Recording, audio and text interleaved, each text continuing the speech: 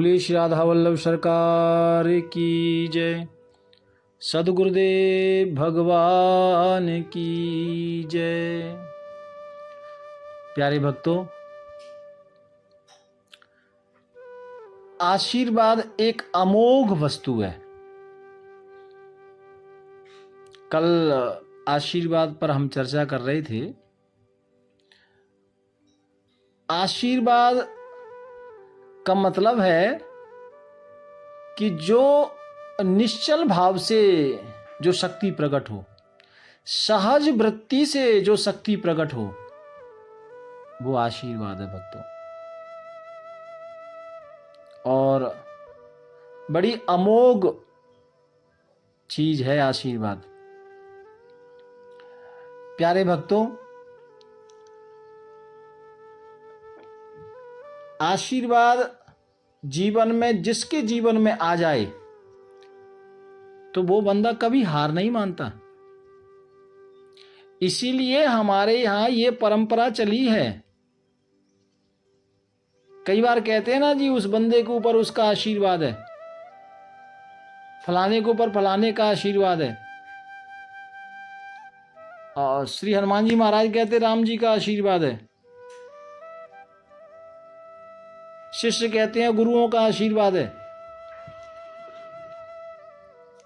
तो आशीर्वाद का मतलब होता है किसी बिल्डिंग के पिलर्स, फाउंडेशन, वो मजबूत जब हो, आशीर्वाद मजबूत होगा तो फिर व्यक्ति जीवन में गिरेगा नहीं भक्तों। ये विशेष बात है। मुझे एक कथा याद आई, मैं आपको बताऊं। एक बार भगवान बुद्ध काशी नगरी में गए, काशी। और भक्तों, काशी तो विद्वानों की नगरी है और स्वयं साक्षात भगवान भोलेनाथ का वास है। तो वहां तो सब विद्वान हैं, भक्तिमय हैं। और वहां के जो राजा हैं काशी नरेश, वो भी भगवान के परम भक्त हैं, संतों के परम भक्त हैं। तो उनको मालूम हुआ कि हमारे देश में, हमारे राज्य में भगवान बुद्ध पधारे हैं। तो काशी नरेश ने भगवान बुद्ध के चरणों में प्रणाम करने के बाद एक निवेदन किया और कहा, प्रभु मेरा एक निवेदन है, आप स्वीकार करें। भगवान बुद्ध ने सिर हिलाया, कहो क्या कहना चाहते हैं। तो कहा कि गुरुदेव, मेरा मन है कि कल आप मेरे यहां भिक्षा लें।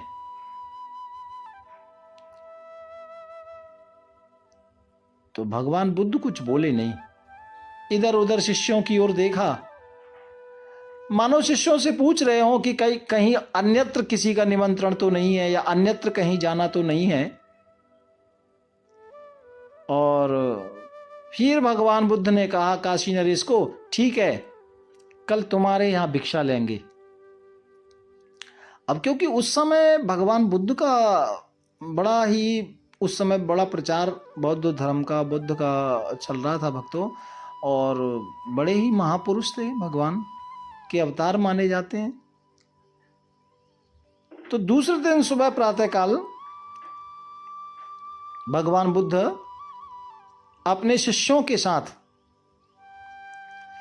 काशी के जो राजा हैं काशी नरेश, उनके पास गए। राजा ने देखा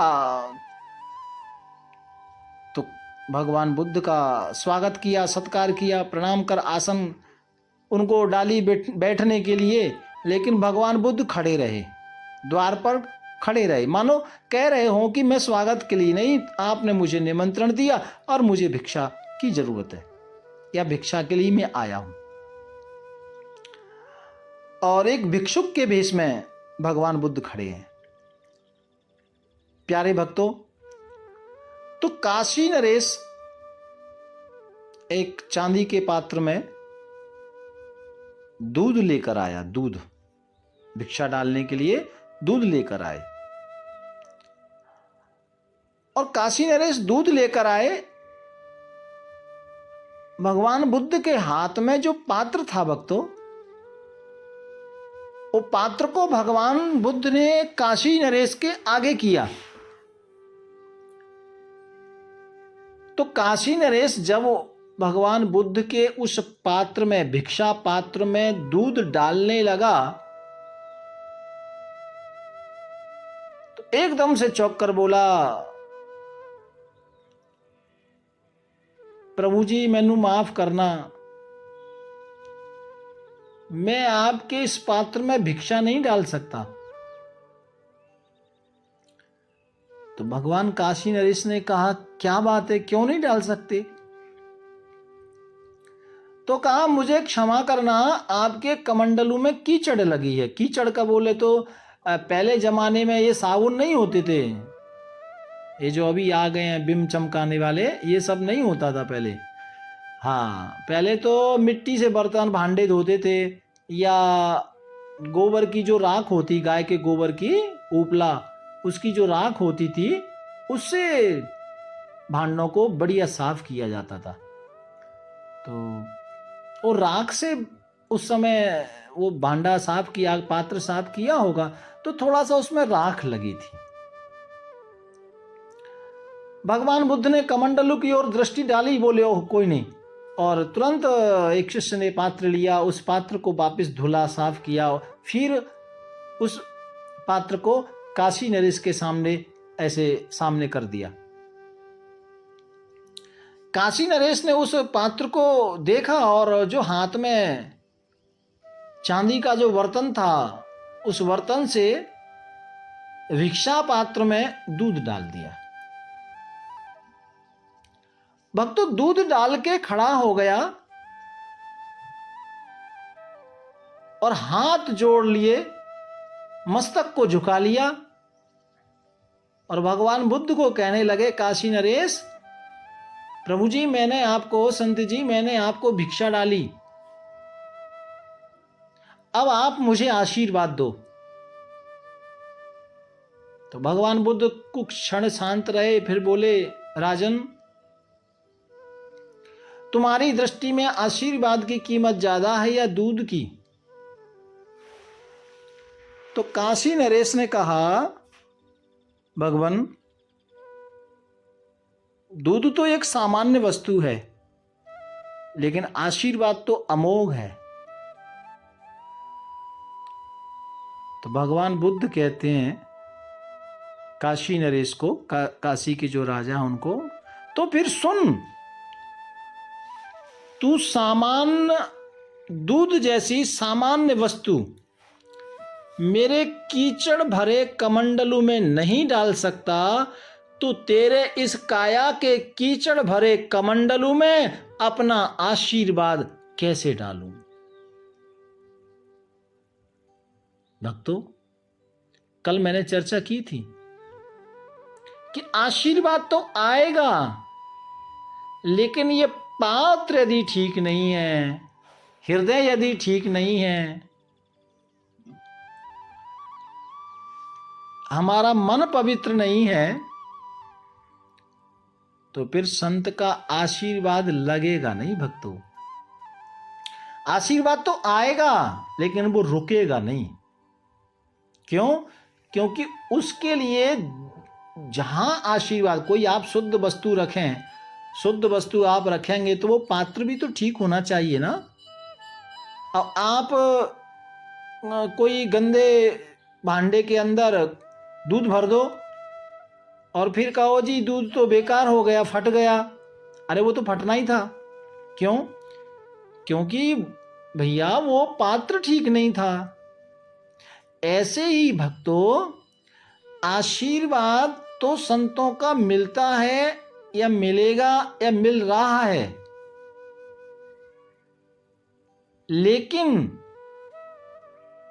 वह आशीर्वाद रुक नहीं रहा। वो आशीर्वाद रुक नहीं रहा। क्यों? क्योंकि हमारा पात्र ठीक नहीं है। हमारा ये जो हृदय रूपी, मन रूपी जो पात्र है, ये ठीक नहीं है। और इसीलिए आशीर्वाद मिलते भी हैं तो काम नहीं करते।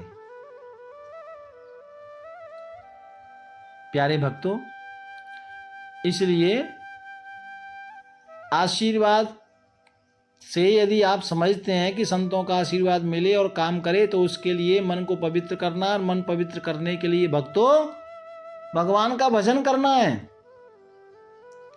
मैं देख रहा हूं आजकल हर व्यक्ति फोनों पे लगा है। आप ये देखिए कि कोई घर में बंदा काम कर रहा है, कोई काम नहीं है, फिर भी वो बिजी है, मालूम है कहाँ? फोन में। और गलती से उसी फोन में कोई सत्संग यदि आ रहा होगा, सामने नजर भी आएगा, तो उसको ओके नहीं करेगा, क्योंकि उसको लगेगा कि ये बोरिंग चीज है। ऐसा नहीं भैया, इस धारणा को बदलो। मन को लगाओगे तो ही तो लगेगा ना। जब हम मन को लगाएंगे नहीं तो मन लगेगा कैसे? विचार करो। इसलिए भैया ये ज्यादा मन की चापलूसी मत करो। मन की जो चापलूसी करेंगे ना, तो ये मन तो माया से बांध देता है भक्तों, क्योंकि ये माया का ही बच्चा है, और इसलिए माया मन में फंसा देती है, मन माया में फंसा देता है। ये मिली जुली सरकार है इनकी, समझो मेरे भाई। तो मेरा कहने का तात्पर्य ये है कि आप जो भी काम करें, जो भी आप सुने, जो भी भजन करें, उस चीज को मानो, अपने दिल के अंदर बसाओ। आशीर्वाद आते हैं, क्यों नहीं रुकते हैं, उसका कारण समझो मेरे भाई। तो फिर जब हम उस चीज को समझ जाएंगे तो आशीर्वाद आएगा भी और लगेगा भी। प्यारे भक्तों, अब ज्यादा मैं नहीं बोलूंगा। भाव प्यार से आप सबके लिए राधे राधे राधे राधे राधे राधे। राधा